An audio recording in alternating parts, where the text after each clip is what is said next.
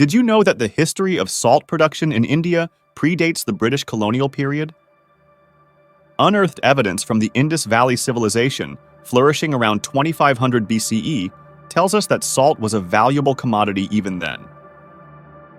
Excavations at Lothal in Gujarat have revealed salt pans and tools used for salt extraction.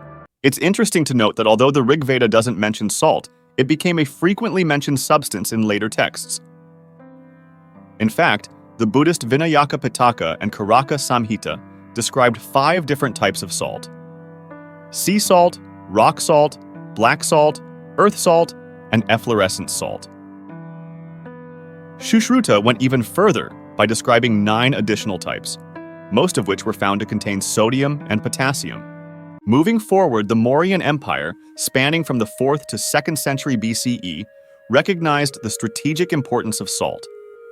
The empire controlled its production and trade, making it a state monopoly.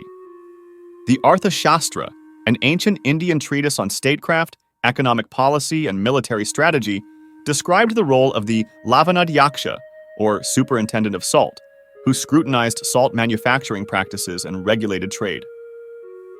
During that time period, a licensing system was established for traders and manufacturers. Individuals could pay a fixed fee or retain a share of output for the government. The superintendent sold salt that the government received, accounting for 1/6 of the produce. Salt was considered a costly commodity, requiring a minimum of 6 taxes. 4 of these taxes were paid by the seller, and the buyer paid 2. As time passed, the Gupta Empire, ruling from the 4th to 6th century CE, continued this tradition of control over salt production and its trade. Salt remained a significant source of revenue for the state, with a complex taxation system in place. Early South Indian literature provides us with detailed accounts of the activities of salt producers and vendors. For instance, the Tamil poem Pattanapalai, written between the 1st and 2nd century CE during the Chola dynasty, sheds light on the salt trade in ancient South India. The poet vividly describes the salt carts that passed along the highway, with young girls keeping count of the number of carts as a form of pastime.